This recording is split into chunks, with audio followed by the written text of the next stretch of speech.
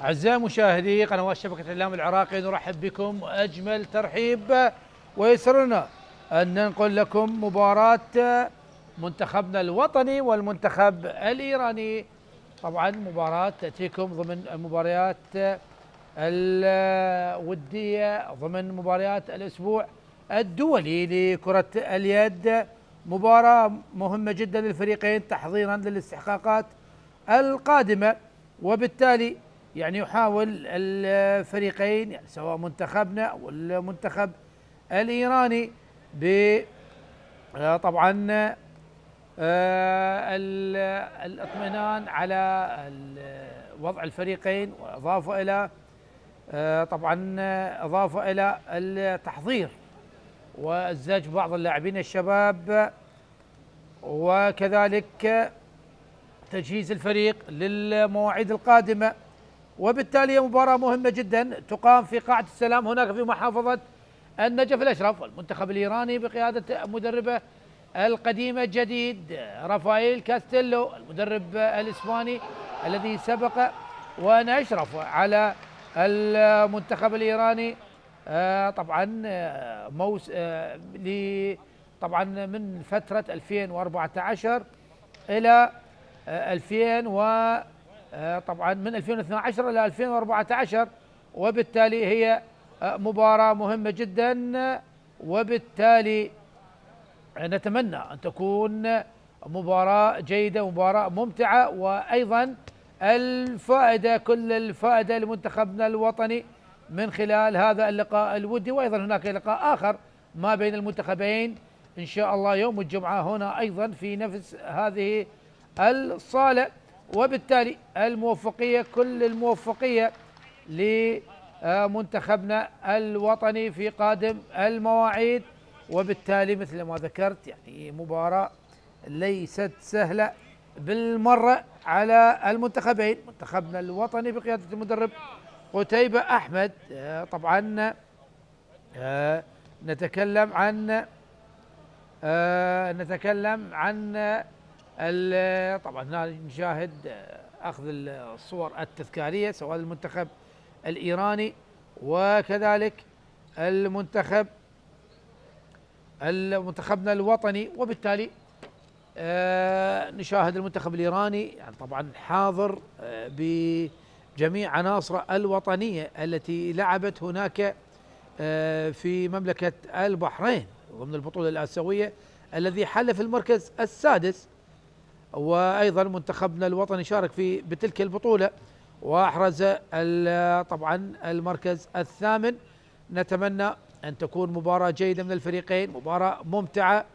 نشاهد المنتخب الإيراني طبعا وحاضر لاعب الدوري الألماني بويا نوروزي كابتن الفريق جانب من الحضور الرسمي هناك في قاعة السلام التي تحتضن هذا اللقاء. لقاء مهم بالنسبة للفريقين يعني من ناحية الإعداد، لقاء على مستوى يعني مستوى كبير. أتكلم عن منتخبنا الوطني الذي ضمن أفضل 8 منتخبات آسيوية، والمنتخب الإيراني أيضا من ضمن أفضل 8 منتخبات آسيوية. والمنتخب الإيراني كان متواجد في آخر بطولة للعالم، لكن في بطولة العالم القادمة 2025 التي سوف تقام في كرواتيا والنرويج والدنمارك لم يستطيع التأهل من آسيا. كان لمصلحة المنتخب الياباني والقطري والكويتي، وكذلك طبعا نتكلم عن 4 منتخبات آسيوية تأهلت: اليابان والكويت وقطر والبحرين. 3 منتخبات عربية وصلت من قارات آسيا. منتخبنا الوطني بالملابس الخضراء، بينما المنتخب الإيراني بالملابس الحمراء. طبعا طاقم التحكيم حيدر سلمان وعمار ناصر المرشحان للشارة الدولية بانتظار بداية اللقاء ما بين الفريقين. لقاء مهم جدا يعني على صعيد الإعداد. يعني نتمنى، وأيضا الشيء الجميل بأن المنتخب الإيراني الذي يزور بلدنا العراق وتحديدا في محافظة النجف الأشرف طبعا أول منتخب يأتي لزيارة العراق بعد سنوات طويلة من غياب المباريات الدولية بهذا الحجم، خاصة منتخب إيران له ثقله في كرة اليد الآسيوية. صافرت الحكم حيدر سلمان بانطلاقة هذا اللقاء، وأكيد الروح الرياضية حاضرة ما بين الفريقين. المنتخب الإيراني يعني نشاهد بويا نوروزي موجود، وأيضا اللاعب ميلاد داري، وكذلك اللاعب أمير عباس زاري في حراسة المرمى، أميد رضا. يعني هذه تشكيلة المنتخب الإيراني، إضافة إلى لاعب نادي سباهان ياسين كبيري.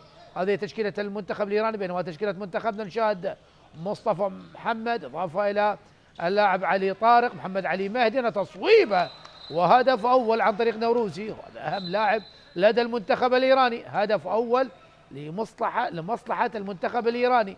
يحاول الآن منتخبنا، يعني شاهد اللاعب حسن إبراهيم لاعب نادي الشرطة متواجد بغياب وائل حافظ بسبب الإصابة، وأيضا سيد منتظر أيضا غائب بسبب الإصابة، وكذلك طبعا جاسم غصاب، إضافة إلى عدم تواجد بدر الدين حمودي المحترف هناك في الدوري الكويتي. وبالتالي يعني 4 ركائز أساسية غابة عن منتخبنا الوطني، لكن البركة بالموجود، وأيضا لاعبين على مستوى عالي. هنا تمريرة، لكن نجح اللاعب الإيراني وحيد مسعودي لاعب نادي سباهان الإيراني بأن يلمس الكرة قبل أن تصل للاعب حسن إبراهيم. المنتخب الإيراني هدف، منتخبنا الوطني لا شيء في بداية هذا اللقاء. نوروزي اللاعب الأهم، وهنا محمد أحمد بهنام، وكذلك اللاعب يونس آزاري الخط الخلفي. هنا يحاول يونس إلى نوروزي، وصلت لمحمد أحد بهنام من جديد. نوروزي الخطير، نوروزي ورمية 7 أمتار حسب إشارة الحكم عمار نصر، ومعها إيقاف. معها إيقاف على من؟ على علي عبد الرضا. علي عبد الرضا لاعب نادي الشرطة، أول إيقافات على علي عبد الرضا. من على التصويب؟ على التصويب يونس آثاري لاعب نادي بخت يزد أمام أحمد مكي. هل ينجح أحمد مكي من حراس المتألقين والمتميزين حارس مرمى الشرطة؟ لكن سجل هدف ثاني، هدف ثاني لمصلحة المنتخب الإيراني عن طريق اللاعب يونس آثاري لاعب نادي بخت يزد. منتخبنا الوطني يعني يحاول الآن أن يقلص الفارق. مصطفى الغول إلى ماجد عبد الرضا، عاد من الإصابة أيضا. يعني ماجد عبد الرضا تعرض إلى عديد الإصابات في الفترة الماضية. ماجد لاعب بلاي ميكر بغياب جاسم غصاب. يحاول هنا علي طارق إلى حسن إبراهيم. ماجد عبد الرضا تمريرات سريعة، يحاول اللاعب حسن إبراهيم، ووصلت محمد علي مهدي، لكن ينجح الحارس الواضح على الصورة أميد رضا حارس مرمى نادي الأهلي القطري. نوروزي من جديد لاعب الأخطر، يعني هو الذي كان سبب الهدفين لمنتخب إيران لغاية الآن. يعني شاهد نوروزي، محمد بهنام إلى أساري بهنام، يحاول بهنام الدخول إلى أساري، بوروزي بويا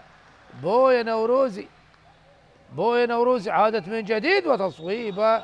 وهناك رمية 7 أمتار، رمية 7 أمتار بسبب دفاع داخل المنطقة 6 متر. رمية 7 أمتار أخرى. يعني لازم لاعبي منتخبنا الوطني أن يكونون أكثر حذرا من هكذا أخطاء. أيضا يونس آثاري على تصويب الرمية 7 أمتار، الرمية الجزائية على يد هذا اللاعب المتخصص يونس آثاري لاعب نادي بخت يزد.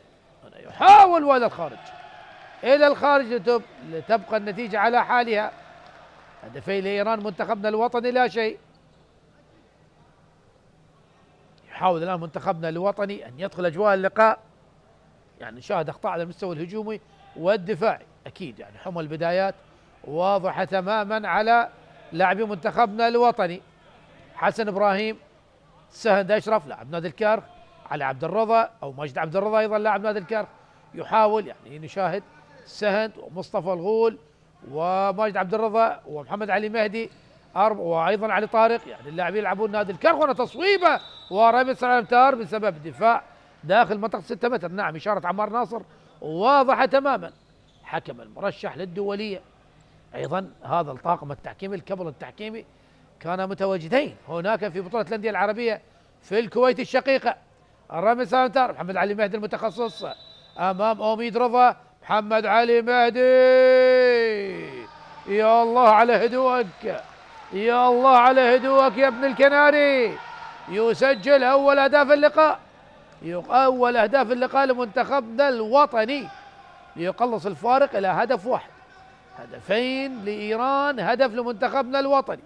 منتخبنا الوطني يبحث الان عن التعديل، لكن الهجمه والحيازه لمصلحه المنتخب الايراني. النمور الايرانيه فريق ثقيل على المستوى الاسيوي.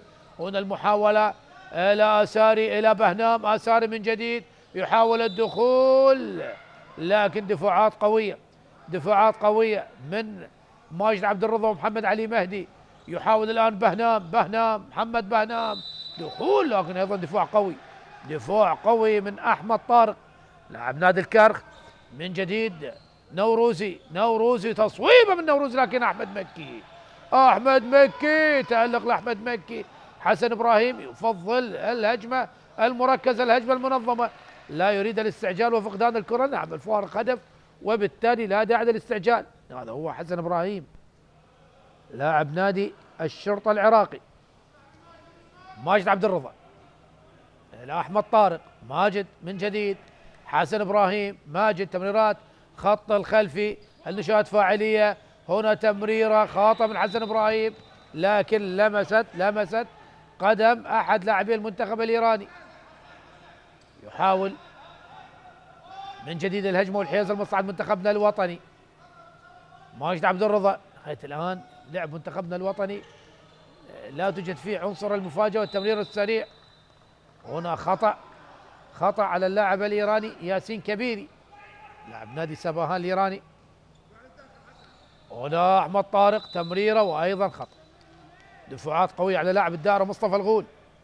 هنا ماجد عبد الرضا تصويبه، لكن الحارس اوميد رضا حارس مرمى الاهلي القطري المحترف هناك في دوله قطر. نوروزي وتمريره، وهناك هدف. نعم، تم احتساب الهدف الثالث عن طريق لاعب الدائره ياسين كبيري الذي ينجح بتسجيل هذا الهدف.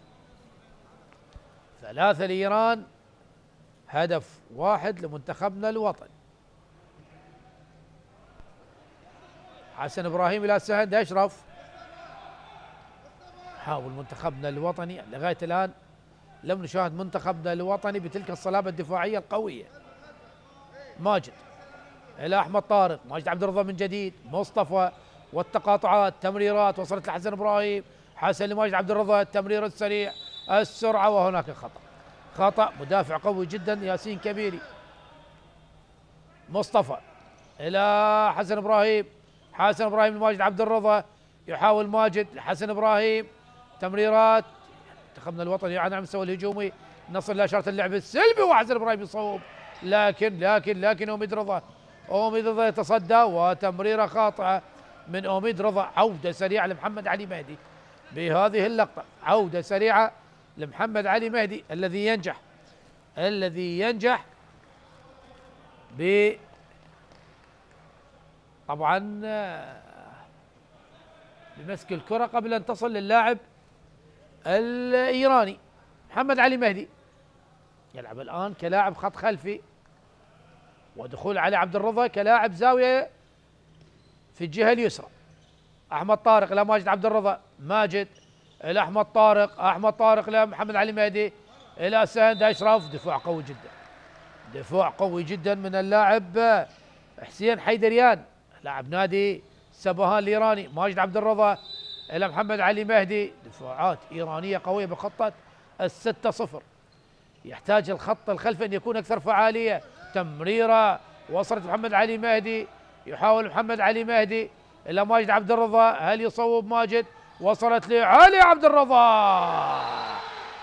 عبد الرضا وتفاهم وانسجام كبير ما بين الأخوين علي وماجد، وهدف جميل. الهدف الثاني يحاول بويا إلى ساري، رد سريع، رد من المنتخب الإيراني بسرعة من أساري وبويا نوروزي. والهدف الرابع 4 للمنتخب الإيراني، هدفين لمنتخبنا الوطني. لكن كان هدف جميل وفيه تفاهم كبير ما بين ماجد عبد الرضا وعلي عبد الرضا. يعني محمد علي مهدي يلعب كخط خلفي وعلى جهة اليمين، وساعده أيمن أكيد سوف يلاقي صعوبات. ولا تصويبه، نعم يلاقي صعوبات، صوب، لكن هناك خطأ، رمية 9 أمتار لمصلحة منتخبنا الوطني.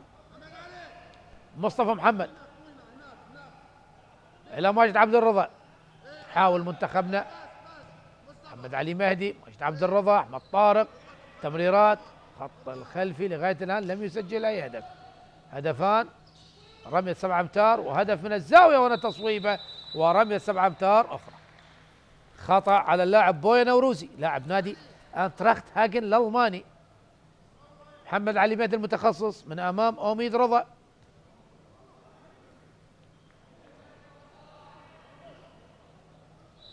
محمد علي أمام أوميد، هل ينجح مرة أخرى محمد؟ نعم ينجح، لديه مهارة ودقة بتصويب الرميات 7 أمتار. هدف ثالث لمصلحة منتخبنا الوطني يقلص الفارق إلى هدف 1. 3 منتخبنا الوطني 4 الإيران. يحاول محمد بهنام إلى بويا نوروزي. محمد بهنام خط الخلفي فعال جدا لدى المنتخب الإيراني، خاصة بوجود بويا نوروزي وبهنام وأساري. شاهد يحاول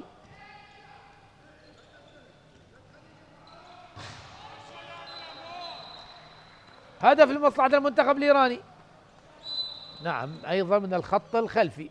الهدف الخامس، 5 للمنتخب الإيراني 3 لمنتخبنا الوطني. يبقى التقدم لمصلحة المنتخب الإيراني. منتخبنا الوطني بدأ شيئا فشيئا يتطور أداءه ويكون أفضل على المستوى الهجومي، لكن على المستوى الدفاعي يحتاج إلى صلابة أكثر. محمد علي مهدي إلى أحمد طارق، ماجد عبد الرضا، يحاول منتخبنا الوطني ماجد إلى أحمد طارق، محمد علي، تمريرات، يبحث عن محمد، لكن هجوم مرتد سريع وعودة سهند أشرف من أمام اللاعب حسين حيدريان، ممتازة من سهند أشرف، عودة سريعة لهذا اللاعب يحرم حيدريان من مسك الكرة وبالتالي فقدها وذهبت إلى الخارج. محمد علي مهدي إلى ماجد عبد الرضا، يحاول منتخبنا الوطني مصطفى وأحمد طارق، أيضا خطأ. لغاية الآن دفاعات إيرانية قوية. وهنا أحمد طارق يصوب إلى الخارج، تصويبة أحمد طارق إلى الخارج. تبقى النتيجة، يحاول الآن المنتخب الإيراني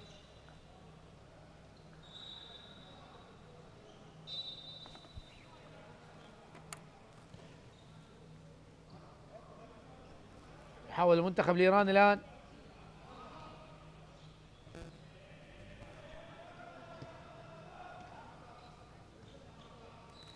وبوي نوروزي،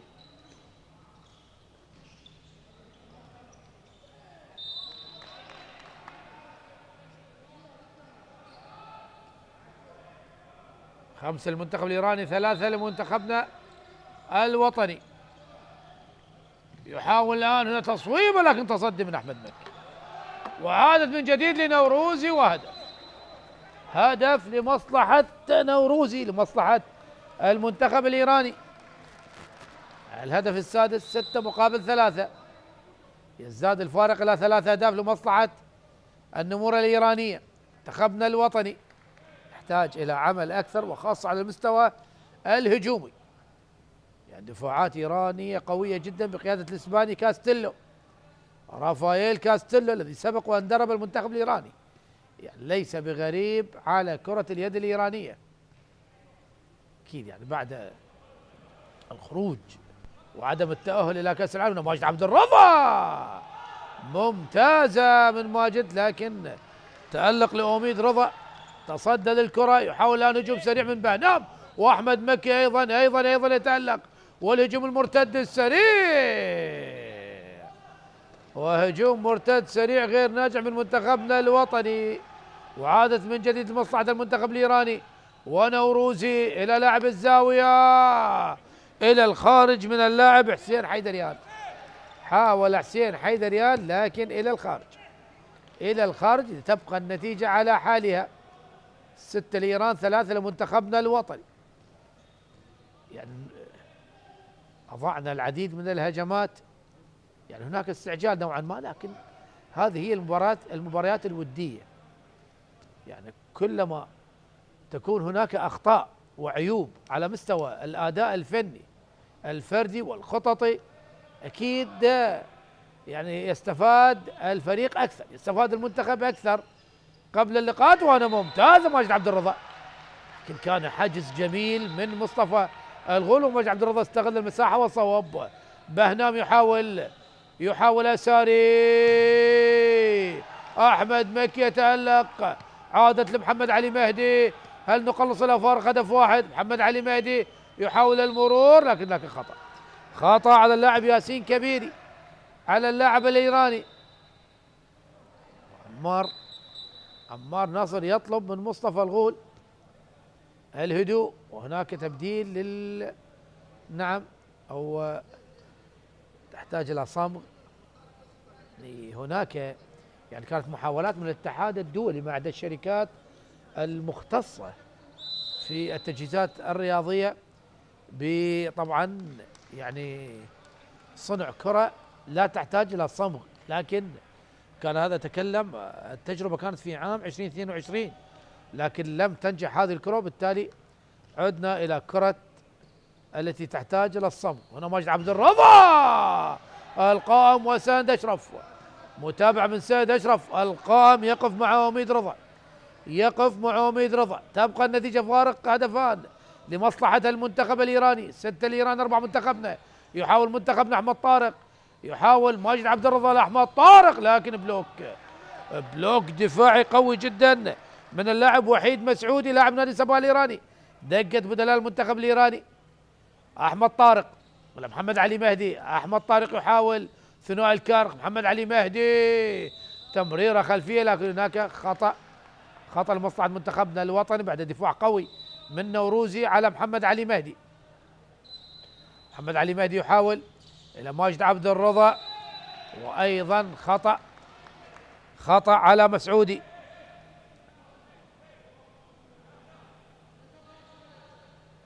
ماجد عبد الرضا لمحمد علي مهدي، ما زالت طبعا تمريرة واحدة فقط، إشارة اللعب السلبي واضحة من الحكم عمار نصر، الحكام المتميزين، تمريرة واحدة فقط، يجب منتخبنا أن يصوب.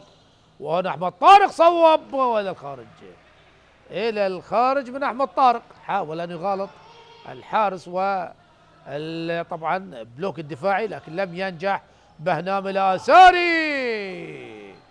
ولا وجود لشيء. ماذا هناك سيد الحكم؟ لا وجود لشيء، أو رمية 9 أمتار، رمية 9 أمتار لمصلحة المنتخب الإيراني. دخول اللاعب مهران حسيني بديلا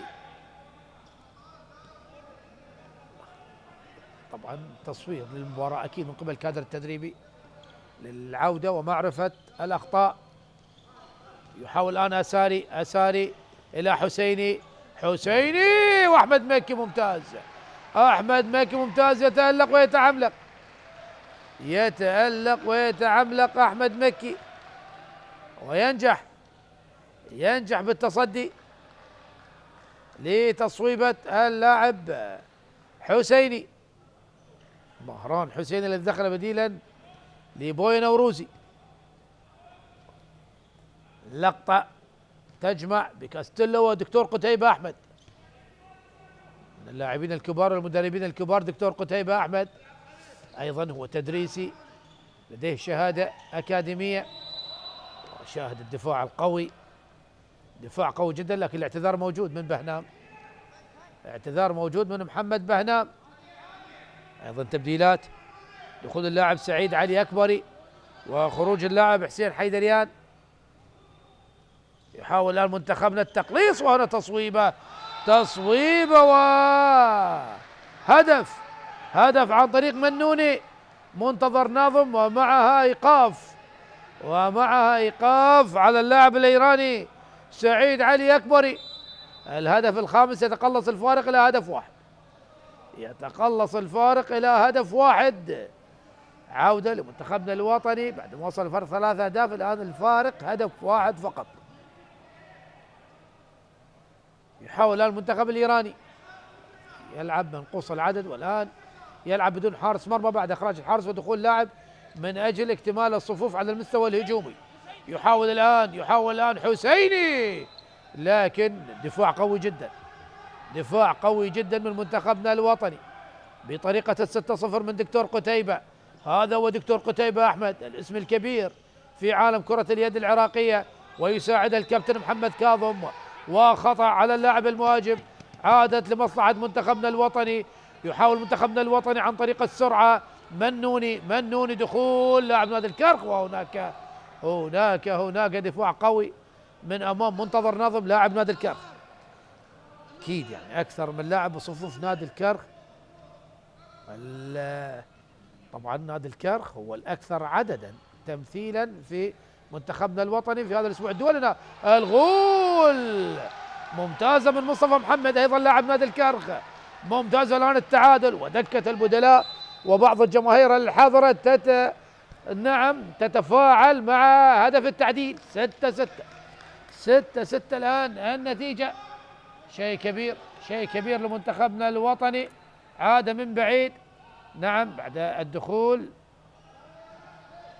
الدخول في أجواء اللقاء. وهدف لمصلحة المنتخب الإيراني، الهدف السابع، 7-6. عاد المنتخب الإيراني وتقدم من جديد. يحاول منتخبنا الآن التعديل، يحاول أن يعدل، وهنا تصويبة من علي عبد الرضا، لكن لم ينجح علي عبد الرضا أمام حارس المرمى. هجوم مرتد سريع، وخطأ، على ساري، خطأ على اللاعب الإيراني، خطأ على اللاعب المهاجم، وعادت لمصلحة منتخبنا الوطني. يبقى التقدم لمنتخب إيران، منتخبنا أفضل خلال هذه الدقائق.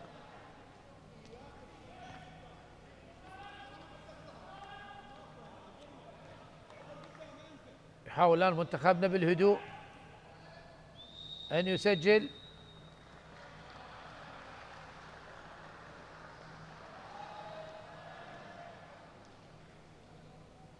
هنا وقت مستقطع عن طريق الدكتور قتيبة أحمد، طلب وقت مستقطع أكيد من أجل ترتيب الأوراق.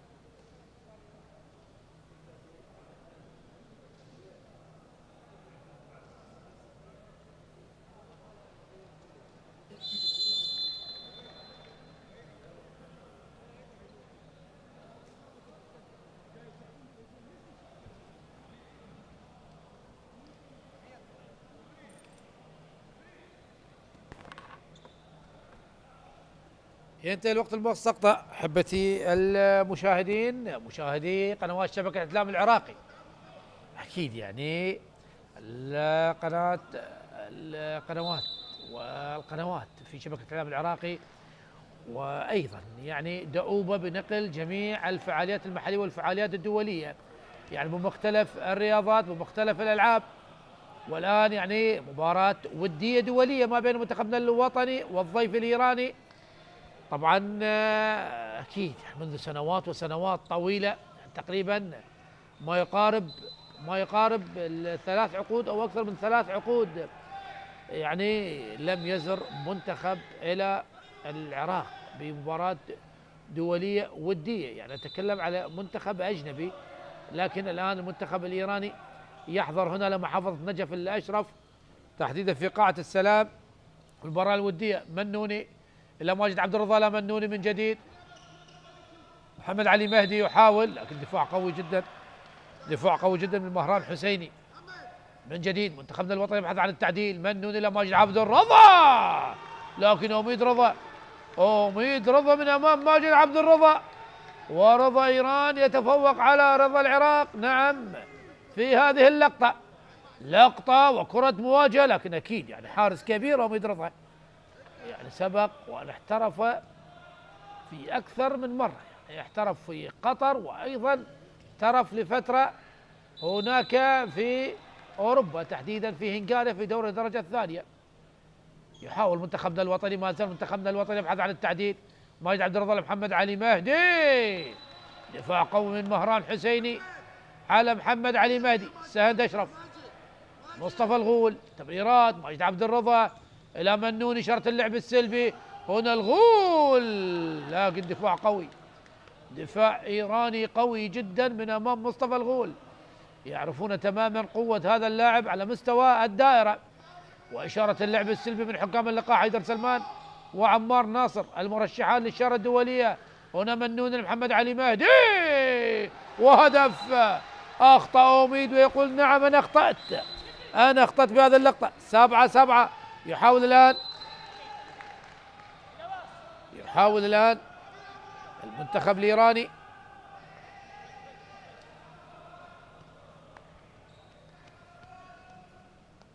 عودة لاعب الزاوية حيدريان. بوي نوروزي لغاية الآن على دكة البدلاء، وأخطر لاعبي المنتخب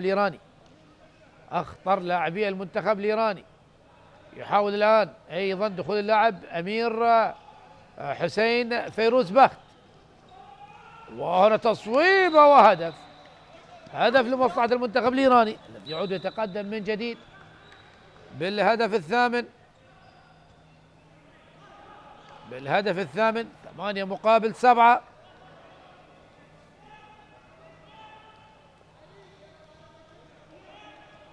منوني إلى محمد علي مهدي، ماجد عبد الرضا، محمد علي مهدي إلى منوني، إلى علي عبد الرضا من جديد إلى منوني، البحث عن زاوية للتصويب. محمد علي مهدي، تمريرة لم تصل لعلي عبد الرضا ولا لمصطفى محمد. وعادة مصلحة المنتخب الإيراني يبحث عن السرعة. آساري، هدف عن طريق الخطير يونس آساري، والهدف التاسع. 9-7. محمد علي مهدي واضح تماما يعني، ويلعب بمركز غير مركزه على العموم. يعني أكيد يعني المدرب يحاول أن يجرب أكثر من طريقة لعب، أن يغير بمراكز اللاعبين من أجل الفائدة والاستفادة من هكذا لقاءات. أحمد طارق، يعني وائل حافظ غيابه والغياب الأبرز، شاهد 7-9 وهدف. هدف لمصلحة منتخبنا الوطني عن طريق مصطفى محمد، الهدف الثامن، والفارق يبقى هدف واحد. لكن مباراة جيدة، مباراة متكافئة ما بين المنتخبين. حسيني إلى حيدريان، حسيني من جديد، فيروز بخت، أمير فيروز بخت، حسيني، آساري. شاهد المنتخب الإيراني وهنا الآن مهران حسيني، لكن أحمد مكي والهجوم المرتد السريع على عبد الرضا، وخطف الكرة من اللاعب مهران حسيني. هذا مصعد المنتخب الإيراني، يعني كرة سهلة أضاعها لاعبي منتخبنا الوطني. نعم، كرة كانت سهلة تماما. أمير فيروز باخت إلى مهران حسيني. أمير يحاول الآن حسيني إلى سار الخطير، لكن بلوك دفاعي من أحمد طارق. بلوك دفاعي من أحمد طارق من جديد. واصلت الآن وتمريرة جميلة وهدف جميل، هدف ملعوب من اللاعب يونس أساري. يعني شاهدنا لعبة جميلة جدا للمنتخب الإيراني. يقول الآن أحمد خالد عدنان، نجم منتخبنا الوطني خالد عدنان. أحمد وأكيد الابن على سر أبيه كان من نجوم منتخبنا الوطني فترة طويلة، والآن يعني أحمد خالد عدنان يسير على درب أبيه. لكن يا أحمد، الكابتن خالد عدنان فنيا أعلى.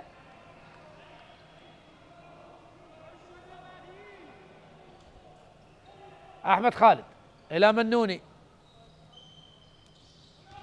يحاول منتخبنا أحمد طارق إلى سهند، لكن تصدي وعادت على عبد الرضا. يا الله على أميد رضا، يا الله على أميد رضا الحارس، في مرة أولى عن طريق سند، وفي مرة ثانية عن طريق علي عبد الرضا.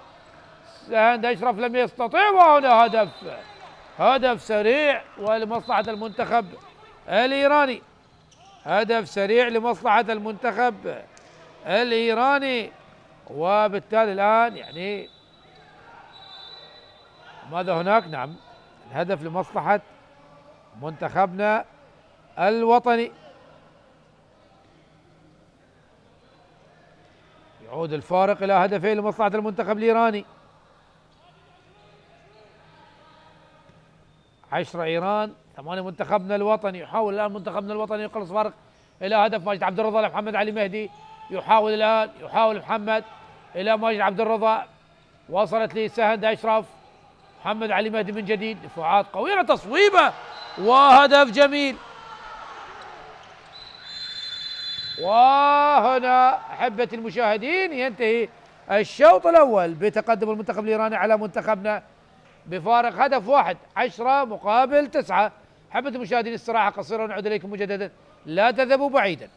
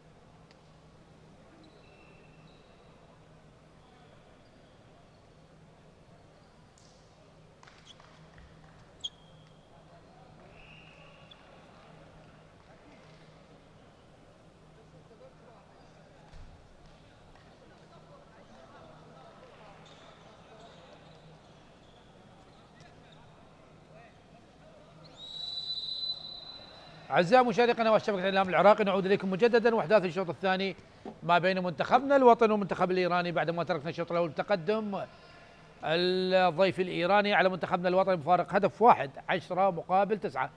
الآن الشوط الثاني نشاهد طبعا هناك عودة حسن إبراهيم وأيضا دخول علي رعد لاعب منتخبنا الوطني للناشئين في بطولات آسيا الأخيرة، أيضا يدخل كلاعب زاوية.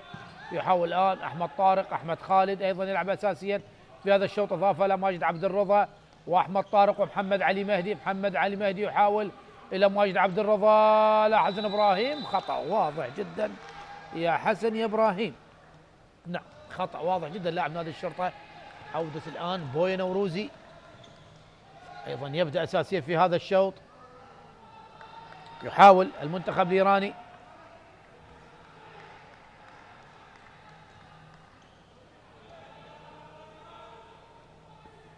شاهد الآن علي رضا بيرزادة،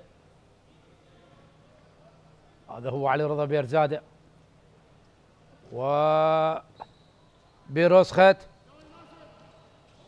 هنا بويا نوروزي ودفاع قوي ممتاز جدا. علي رضا يحاول لكن دفاع قوي جدا من حسن إبراهيم، ممتازة من جديد. بويا نوروزي إلى علي رضا بيرزادة ودفاع ممتاز والهجوم المرتد السريع. أحمد خالد يحاول إلى حسن إبراهيم، ولماذا هذه التمريرة حسن إبراهيم؟ كان عليك التصويب. قطعة الكرة المنتخب الإيراني، عادت سريعا. بويا نوروزي يفضل المنتخب الإيراني الهدوء، لكن هنا الهدف عن طريق ميلاد داري. ميلاد داري وهدف لمصلحة المنتخب الإيراني، يتقدم بفارق هدفين، 10 مقابل 9. الهجمة مرتدة لم تستغل، منتخبنا الوطني أكثر من هجمة مرتدة لم يتم استغلالها بالصورة الصحيحة، لكن مثل ما ذكرت يعني هكذا مباريات ودية تبين لك الأخطاء، تفرز لك المشاكل التي تكون موجودة. هذه هي المباريات الودية، وبالتالي يعني المدرب يعمل على تصحيحها. أحمد طارق دخول تمرير لماجد عبد الرضا، يحاول حسن إبراهيم، صوب وهدف. ممتازة من حسن إبراهيم، ممتازة من حسن إبراهيم، سجل الهدف العاشر. هذه هي ضربات حسن إبراهيم، نعم، عندما وجد المساحة والتوقيت وبالتالي صوب وهدف. بويا نوروزي إلى علي رضا، إلى بويا، وفقد المنتخب الإيراني علي رعد. ونعم شاهد أحمد مكي طبعا يشير للاعبين بالهدوء، عدم الاستعجال. نعم فارق هدف واحد، 10 مقابل 10 مصلحة المنتخب الإيراني. نعم منتخبنا الوطني يستطيع العودة في اللقاء، هي مباراة متكافئة ما بين المنتخب السادس آسيويا والثامن آسيويا، لكن المنتخب الإيراني سبق وأن وصل لكأس العالم في مناسبتين. أتكلم عن 2023 بطولة العالم الأخيرة وأيضا 2015. يحاول حسن إبراهيم الأحمد طارق، لكن دفاع قوي من بويا نوروزي. علي رعد، دخول من علي رعد، وصلت لمحمد علي مهدي. محمد علي مهدي، دفاع قوي من ميلاد داري. أحمد خالد، ماجد عبد الرضا، وهنا تصويبه وهدف ممتاز. حسن إبراهيم بدأت يده اليسرى تأخذ على تسجيل أهداف، هدفين متتاليين لحسن إبراهيم ليعدل النتيجة 11 لكلا الجانبين. بداية قوية لمنتخبنا الوطني. يحاول علي رضا بيرزادة إلى نوروزي، تمريرة نوروزي جميلة جدا، والهدف الثاني عشر مصلحة منتخب الإيران. الفارق يعود إلى هدف واحد لمصلحة المنتخب الإيراني. يحاول الآن منتخبنا ماجد عبد الرضا لأحمد طارق. كما ذكرت هناك غيابات عديدة في صفوف منتخبنا الوطني، منتظر قاسم والحافظ وجاسم غصاب بسبب الإصابة، وأيضا بدر الدين حمودي لم يلتحق بسبب ارتباطه مع نادي الجهراء الكويتي هناك في الدوري الكويتي. بالتالي 4 لاعبين من الركائز الأساسية لمنتخبنا الوطني غير متواجدين، لكن أيضا الموجودين لا يقلون عن اللاعبين الأساسيين، لكن كلما تكون الدكة قوية كلما يكون أفضل. وأنا تمريرة طويلة وصلت المنتخب الإيراني، اللاعب نوروزي بويا نوروزي، اللاعب الأهم لدى المنتخب الإيراني، بلاي ميكر على مستوى عالي جدا. أمير فيروز بخت، فيروز من جديد، نوروزي، علي رضا بيرزادة، أمير رضا يحاول الآن، أمير إلى علي. يا الله يا علي رضا بيرزادة لاعب نادي كيش بسند هناك في الدوري الإيراني. الفارق الآن 3 أهداف، 14 مقابل 11، تقريبا 7 دقائق مرت من أحداث الشوط الثاني. أحمد طارق يحاول، ماجد عبد الرضا، حسن إبراهيم، تمريرات متبادلة ما بين لاعبي الخط الخلفي. أحمد خالد، الأحمد طارق، ماجد عبد الرضا يحاول، لكن دفاع قوي من سعيد علي أكبري.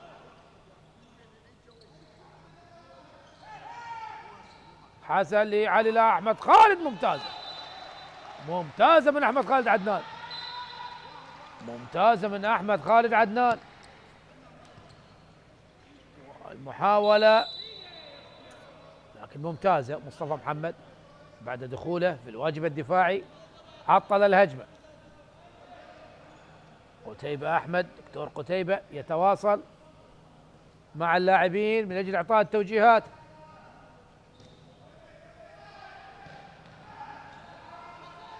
علي رضا، لكن هذه المرة أحمد مكي، ليس في كل مرة يا علي رضا، هذه المرة متواجد أحمد مكي، وأبعد الكرة بصورة جميلة بقدمه اليسرى. يحاول الآن أحمد طارق لماجد عبد الرضا، عمار ناصر ينبه ويوجه اللاعب الإيراني سعيد علي أكبري بعد الدخول على ماجد عبد الرضا. أحمد خالد إلى ماجد عبد الرضا، ماجد، أحمد طارق. شاهد الآن هدوء لدى منتخبنا الوطني. محمد علي مهدي، دخول وتصويب، لكن حارس المرمى دكتور قتيبة غير راضي على الهجمة الأخيرة. حاول محمد علي مهدي،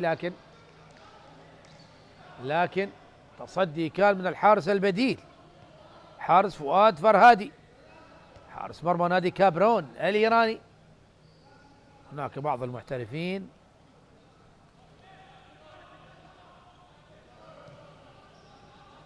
لدى المنتخب الإيراني.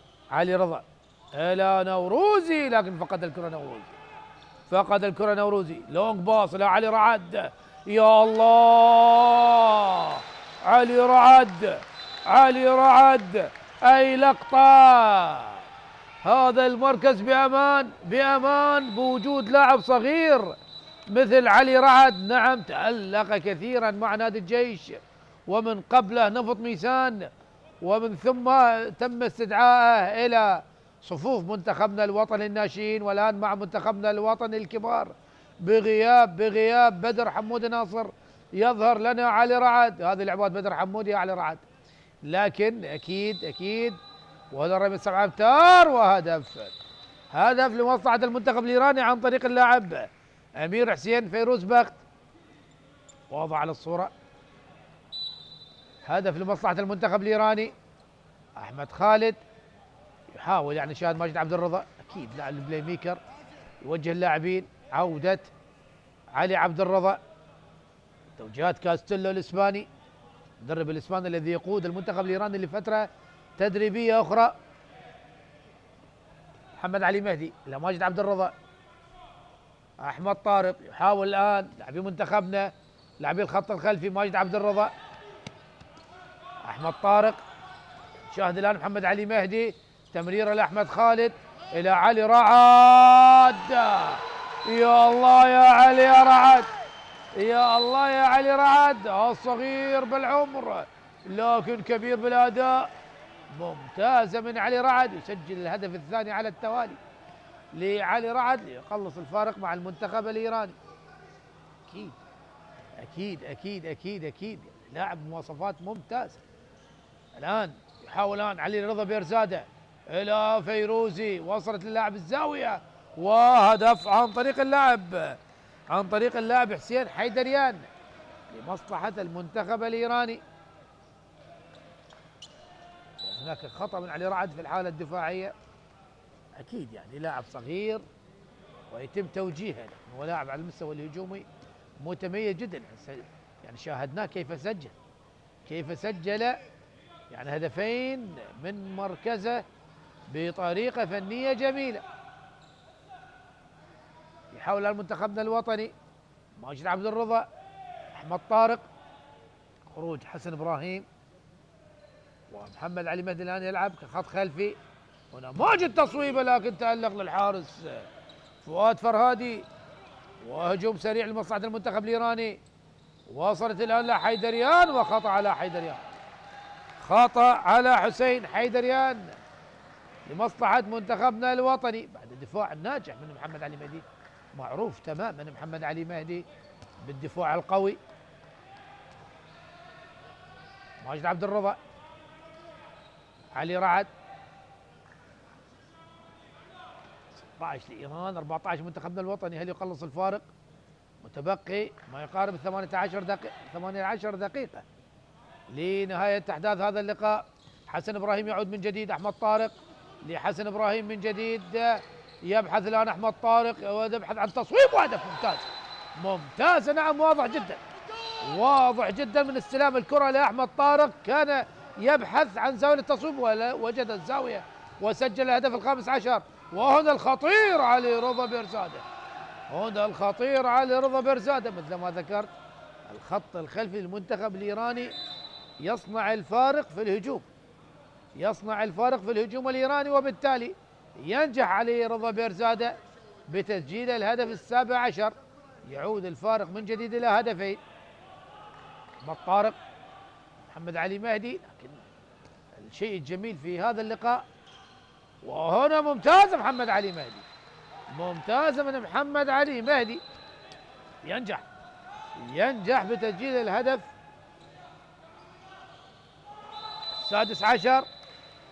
وهنا خطأ على الفريق الإيراني، على مصلحة منتخبنا الوطني الذي يبحث عن التعادل. هجوم حسن إبراهيم يبحث عن السرعة منتخبنا، وصلت لماجد عبد الرضا، أحمد طارق. الآن العودة إلى الهدوء، ماجد يحاول جانب من الحضور الجماهيري. هنا ماجد عبد الرضا لأحمد طارق، أحمد طارق، لكن دفاع قوي، دفاع قوي من اللاعب وحيد مسعودي. أحمد طارق، حسن إبراهيم، أحمد طارق من جديد وهدف، هدف التعادل لمصلحة منتخبنا الوطني. التعادل الآن، التعادل الآن، ووقت مستقطع من المدرب الإسباني مدرب المنتخب الإيراني كاستيلو، الذي يبحث عن وقت مستقطع، وقت مستقطع من قبل رافائيل كاستيلو مدرب المنتخب الإيراني، بعدما شاهد التعادل 17 لكلا الجانبين، وعودة لمصلحة منتخبنا الوطني. هنا دكتور قتيبة وأيضا المدرب الإيراني من أجل إعطاء التوجيهات خلال هذا الوقت المستقطع. جانب من الحضور في قاعة السلام هناك في محافظة نجف الأشرف.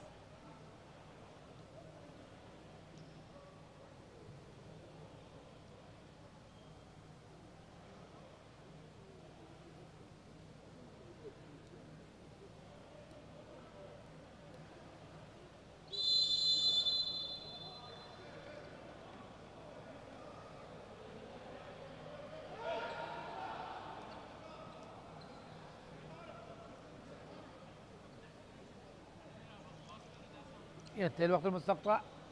أحبتي المشاهدين، مشاهدي قنوات شبكة الإعلام العراقي، ونعود نستأنف اللقاء من جديد طبعا بقيادة تحكيمية من الثنائي المرشح للشارة الدولية، طبعا حيدر سلمان وعمار ناصر، قيادة متميزة لهذا الثنائي. التعادل 17 لكلا الجانبين. منتخبنا الوطني في الشوط الثاني هجوميا ودفاعيا أفضل. والآن الهجوم لمصلحة المنتخب الإيراني. أمير إلى نوروزي، أمير من جديد، علي رضا، أمير يحاول أمير عباس إلى نوروزي، وأحمد مكي، أحمد مكي يتألق ويتعملق بهذه اللقطة. مكي من الحراس المتميزين.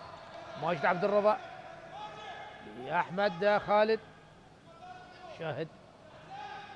شاهد المنتخب الإيراني يحاول التصويب من مسافة 8 متر و9 متر، لكن أحمد مكي بيقظة كبيرة وتركيز عالي. أحمد خالد لماجد عبد الرضا، لكن بدلاء منتخبنا الوطني. ماجد عبد الرضا، تمريرة لأحمد خالد، يا الله يا الله يا أحمد يا خالد يا عدنان، وهدف جميل، والتمريرة كانت أجمل من ماجد عبد الرضا، أسيست جميل جدا. وهنا تقدم وتصويب وهدف، هدف التعادل سريعا لمصلحة المنتخب الإيراني عن طريق الواضح بالصورة أمير حسين فيروز بخت لاعب نادي كج سامان الإيراني. محمد علي مهدي. تعادل ما بين الفريقين. علي رعد، حسن إبراهيم، منتخبنا الوطني هل يتقدم من جديد؟ منتخبنا بالهدوء والمنتخب الإيراني بالدفاع 6-0. أحمد طارق، أحمد خالد، تمريرات، تقاطعات، البحث عن التصويب، والمن يصوب، من الذي سوف يصوب على المرمى. وفي الأخير عادت لمصلحة المنتخب الإيراني. خطأ كان ماجد عبد الرضا، وهنا مرور من داري لكن لم يحتسب. نعم هناك خطأ على اللاعب ميلاد داري، خطأ ووكينج، لكن عمار نصر لم يحتسب الهدف. كان هناك خطأ على اللاعب ميلاد داري. والعودة إلى رمية 9 أمتار لمصلحة المنتخب الإيراني الذي يبحث عن التقدم الآن. أمير حسين فيروز بخت، يحاول أمير، تمريرة وصلت لأمير عباس سلطاني، يحاول المنتخب الإيراني لكن ممتاز. علي رعد ومحمد علي مهدي، دفاعات قوية، عملوه كالسندويتش. جانب من الحضور، يحاول المنتخب الإيراني، وهنا التمريرة اللاعب الدارة، وهدف، هدف ممتاز من سعيد علي أكبري، هدف من سعيد أكبري. المنتخب الإيراني يعود يتقدم من جديد بفارق هدف واحد.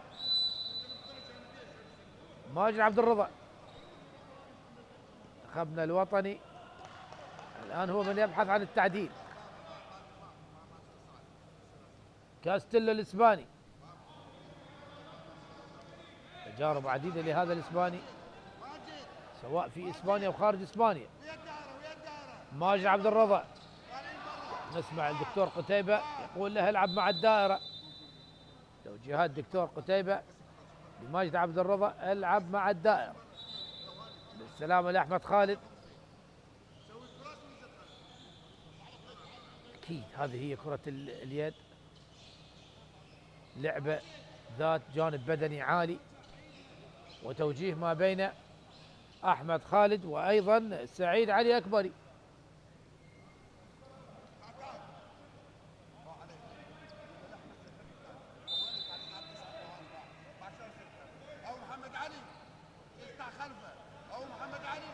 ماجد عبد الرضا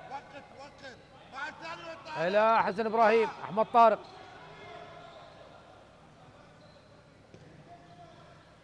البحث الآن عن التصويب. حسن إبراهيم نعم يصوب، ممتازة من حسن إبراهيم، هدف التعادل ممتازة. نعم واضحة جدا كان التفاهم ما بين ماجد وحسن إبراهيم. هنا يحاول اللاعب أمير سلطاني لكن دفاع قوي، دفاع قوي من حسن إبراهيم من أمام أمير سلطاني.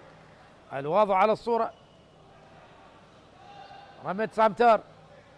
ياسين كبير يعود من جديد. 19 لكلا الجانبين ومتبقي 12 دقيقة. دخول الآن كاميار طاهري لاعب نادي ساباهان الإيراني. هذا هو كاميار طاهري إلى اللاعب فيروز بخت. هناك خطأ، رمية 9 أمتار. كبيري إلى سلطاني. فيروز بخت يحاول الآن، حاول طاهري لكن أيضا دفاع قوي من حسن إبراهيم.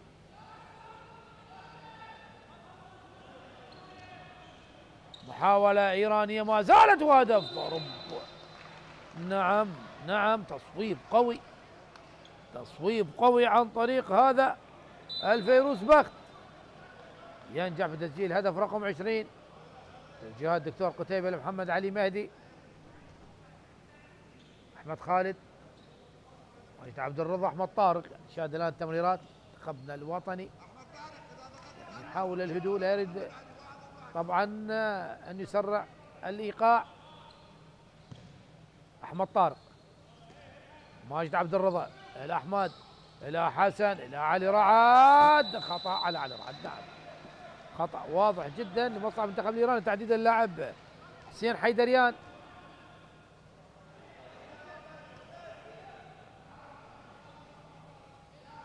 هذا مصلحة المنتخب الإيراني. المنتخب الإيراني اللي يتقدم الآن على منتخبنا. هنا أمير عباس إلى لاعب الزاوية وممتازة. يشاهد ردة طه فرقد، ردة فعل الحارس، حارس مرمى منتخبنا طه فرقد، حارس مرمى الكرخ من اللاعبين الصغار. يعني شاهدنا ردة الفعل بالتألق لمصلحة، طبعا تألق كان من الحارس أحمد مكي. يبقى الفارق هدف واحد لمصلحة المنتخب الإيراني.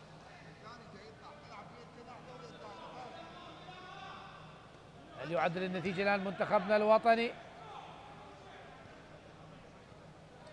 أحمد خالد، أحمد طارق، ماجد عبد الرضا. نشاهد الآن التعديل يا شباب. ماجد عبد الرضا وصلت لمنوني، منوني تأكد بدلاء المنتخب الإيراني. منوني لماجد عبد الرضا، وبلوك دفاعي، بلوك دفاعي من اللاعب الإيراني ياسين كبيري. عادت هناك إشارة اللعب السلبي، خطأ. رمية 9 أمتار. حاول منتخبنا ماجد عبد الرضا وأيضا رمية 9 أمتار. كم متبقي؟ تمريرة واحدة فقط، يجب أن يصوب. السلام لحسن إبراهيم، عانى من إصابة، لاعب نادي الشرطة. سوف يصوب؟ هل علي رعد ام ماجد عبد الرضا؟ اعتقد ماجد عبد الرضا، نعم خبره. سوف يكون هناك حجز لاعبينه. هنا ماجد لكن ايضا بلوك، ايضا بلوك، وعلى عبد الرضا يصوب لكن الى الخارج، الى الخارج. محاولة كانت من ماجد عبد الرضا الشقيق الاصغر ومن ثم علي عبد الرضا، لكن المحاولتين كانتا غير ناجحتين. تعود الهجمة لمصلحة المنتخب الإيراني. الأمور الإيرانية التي مثل ما ذكرت وصلت لكأس العالم في مناسبتين 2015 و2023، وأيضا لما أحرزت المركز الرابع آسيويا أيضا في مناسبتين 2022-2006. وهنا خطأ من اللاعب الإيراني ومنتخبنا البعث على الهجوم المرتد. وصلت لأحمد خالد، رمية 7 أمتار صحيحة ممتازة عمار ناصر. دفاع كان داخل المنطقة، جانب من الحضور الجماهيري، عوائلنا الجميلة أكيد يعني حاضرة من أجل الفرجة، من أجل الاستمتاع بهذا الأداء ما بين منتخبين طبعا من ضمن المنتخبات العشر الكبار في آسيا. رمي 7 أمتار، ينجح محمد علي مهدي أمام الحارس فرهادي، ينجح محمد علي مهدي ويسجل التعديل. نعم، هدف التعديل لمصلحة منتخبنا الوطني. ممتاز منتخبنا الوطني. 2020 الآن التعادل من جديد. كاستيلو ينظر ويترقب، أكيد يعرف تماما طموحات المنتخب الإيراني أن يعود من جديد إلى كأس العالم 2027 التي سوف تقام في ألمانيا. طبعا بطولة كأس العالم 2027 التي سوف تقام في ألمانيا. وهنا علي رعد، ممتازة من علي رعد، أسرع لاعب في دورين. نعم، أسرع لاعب في دورين علي رعد، كالطلقة. نعم، في الفاست بريك صعب جدا إيقاف اللاعب علي رعد، وبالتالي لاعب سريع جدا. الآن منتخبنا الوطني يتقدم 21-20. وهدف هنا سلطاني، لكن أحمد مكي نشاهد يعني صراحة ردات فعل الحارس طه فرقد من على دكة البدلاء، كأنه هو من تصدى للكرة. يعني هذا دليل على الروح الكبيرة ما بين لاعبي منتخبنا الوطني. يعني البديل يشجع اللاعب الأساسي بكل جوارحه، يعني كل لقطة أنت لدكة البدلاء طه فرقد يتفاعل كثيرا مع تصديات أحمد مكي أكيد. يعني طه فرقد وأيضا الحارس زين العابدين من حراسنا الشباب في طبعا بدلاء منتخبنا الوطني، أكيد كل المستقبل أمامهم. وأيضا لدينا حراس كبار بوجود أحمد مكي، منتظر قاسم، يعني حراسة المرمى كرة اليد العراقية بخير لسنوات وسنوات طويلة. وهنا تمريرة جميلة، وعلي عبد الرضا الذي يأتي في مركز الدار يستلم كرة ويصوب هدف. والفارق الآن هدفين لمصلحة منتخبنا الوطني.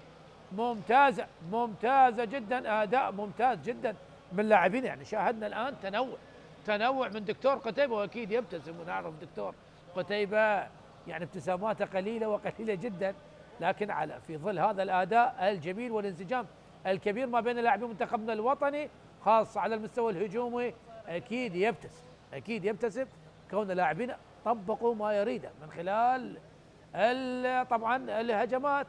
وعلى أثر هذه الهجمات الناجحة الفارق يصل إلى هدفين لمصلحة منتخبنا الوطني.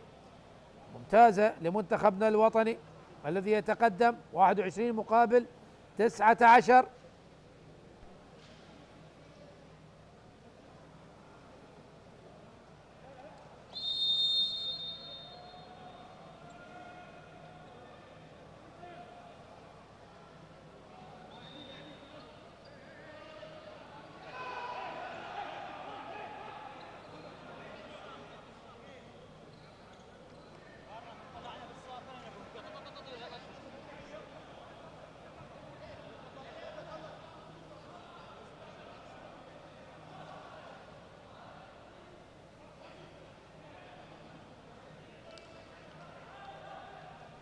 ينتهي الوقت المستقطع أحبتي المشاهدين، ومنتخبنا الوطني يتقدم على المنتخب الإيراني 22 هدف مقابل 20 هدف.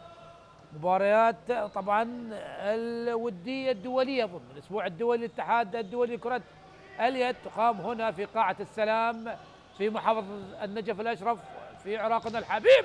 هنا تصويبة من سلطاني لكن أحمد مكي، تصويبة من علي رضا برزادة، هذا ليس سلطاني، نفس الستايل تقريبا، لكن أحمد مكي واصل التألق والتعمق. والفارق الآن هل يصل إلى 3 أهداف لمصلحة منتخبنا الوطني؟ 22-20 22-20 مباراة ودية دولية ضمن الأسبوع الدولي. شيء جميل عندما نشاهد استضافة المباريات، أكيد عمل كبير من إدارة الاتحاد العراقي لكرة اليد. هنا منوني يحاول المرور لكن دفاع قوي جدا من ياسين كبيري، دكتور قتيبة أحمد، الكابتن محمد كاظم، توجيهات مستمرة لكن لم يتم التعاقد معهم بشكل رسمي لغاية الآن. وهنا إشارة اللعب السلبي وصلت للغول. ماذا ضعت يا مصطفى محمد؟ كاد أن يسجل هدف رقم 23 لكن القائم يتعاطف مع الحارس فؤاد فرهادي. عادت لمصلحة المنتخب الإيراني الذي يبحث عن التقليص. عودة نوروز، عودة القائد وأفضل لاعبي المنتخب الإيراني بويا نوروزي. علي رضا لنوروزي، علي رضا من جديد، هنا يحاول عن تصويب لكن منوني، دفاع ممتاز من منوني من منتظر ناظم. من جديد المنتخب الإيراني، دفاعات قوية منتخبنا الوطني من أسود اليد. شاهد الدفاع القوي، نعم هذه الشراسة المطلوبة، هذه هي الشراسة الدفاعية المطلوبة. وحيدر سلمان يتدخل ويقول هناك خطر لمصلحة المنتخب الإيراني. نوروزي تمريرة إلى كبيري، ينجح كبيري بتسجيل هدف رقم 21. تقلص الفارق إلى هدف واحد. أكيد هي مباراة متكافئة ما بين المنتخبين.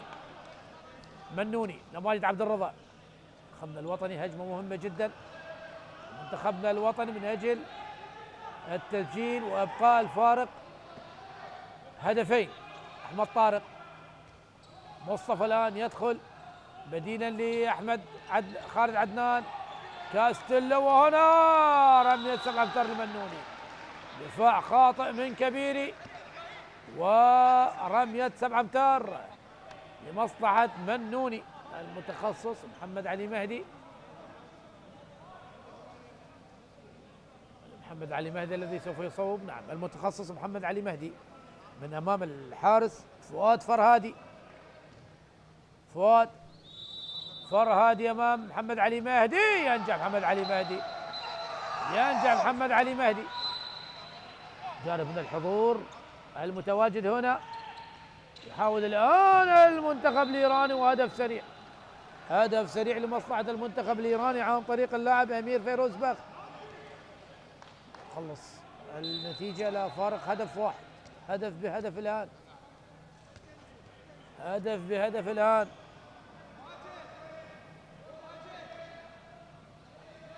حاول الآن منتخبنا الوطني، أكيد يريد الاستعجال. مصطفى، خطأ لمصلحة منتخبنا. حاول منتخبنا الآن منوني، تمريرة خاطئة من منوني، وتعود للمصلحة المنتخب الإيراني. هل يعدل؟ وهناك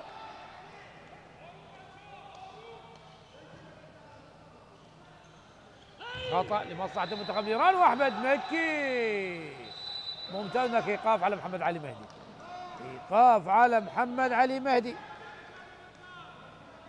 23 منتخبنا، 22 المنتخب الإيراني، فرق هدف واحد، لكن الآن إيقاف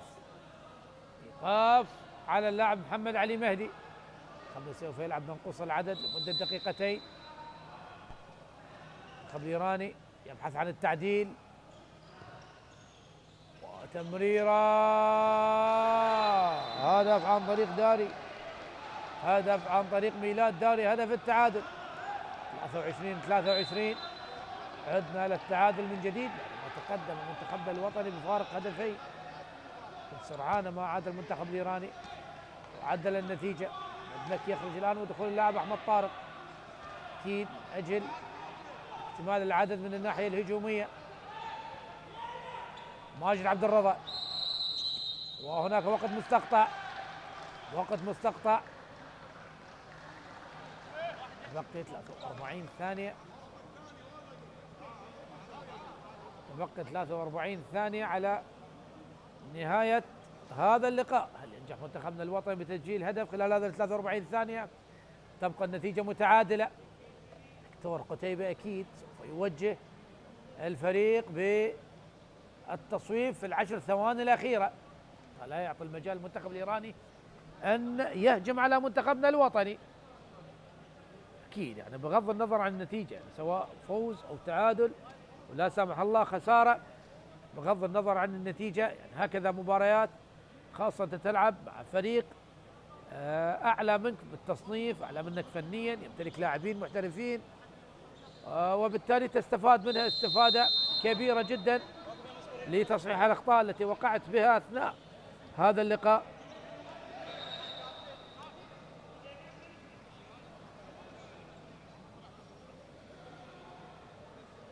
ينتهي الوقت المستقطع أحبتي المشاهدين. التعادل ما بين منتخبنا الوطني ومنتخب إيران 23-23، 23 هدف لكلا الفريقين.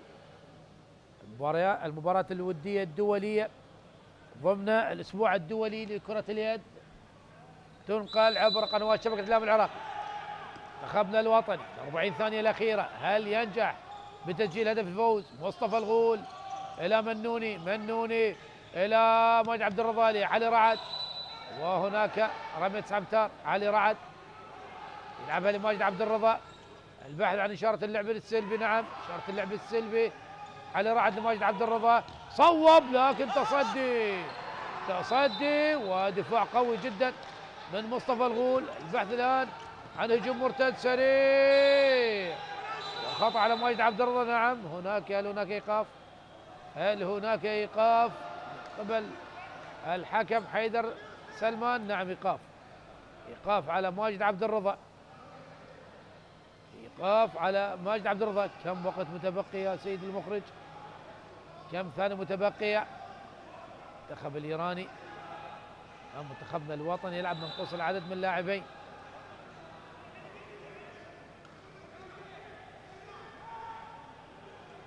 علي رضا بيرزادة إلى نوروزي أكيد سوف يلعبها لنوروزي. علي رضا لنوروزي إلى علي رضا، هدف لمصلحة المنتخب الإيراني. وعلي رعد صوب علي رعد، لكن لم يستطيع أمام البلوك الدفاعي من حيدريان. أكيد يعني فرحة للمدرب الإسباني. المنتخب الإيراني يفوز على منتخبنا الوطني ب 24 هدف مقابل 23 لمنتخبنا. أكيد طبعا هارد لك لمنتخبنا الوطني، مبارك للمنتخب الإيراني. هي مباراة ودية وبغض النظر عن النتيجة منتخبنا قدم أداء جيد، قدم مباراة كبيرة، وهكذا مباراة ودية من الممكن أن تصحح الأخطاء التي تم ارتكابها من قبل لاعبينا في الموعد القادم المباريات. في الختام أحبة المشاهدين تقبلوا تحياتهم على لقاء علي عنب، والسلام عليكم ورحمة الله وبركاته.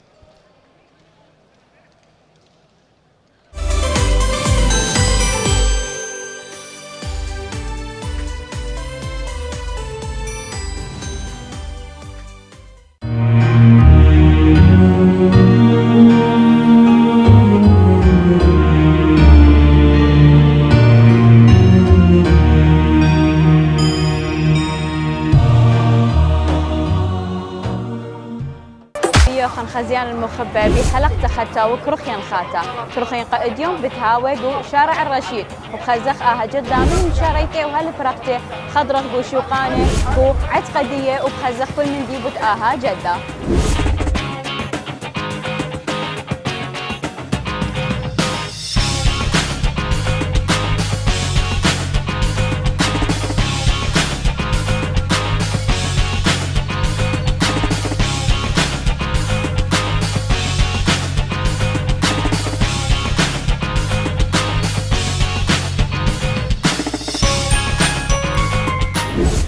شارع الرشيد في شيلة شد إسا بيسي قومة إسري وطلا بيرك التاموس شيتة ألفا وأطشما وإشتسر ومشارع من باب المعظم وهل سيد سلطان علي. جدة في شيلة متى بشمة الجادة ينشق أمره تاخة جادة الخليل باشا وبخزخ هدية جدة موديل خيشة من شوقه وأخني صخبورة ين بفرقين بيو.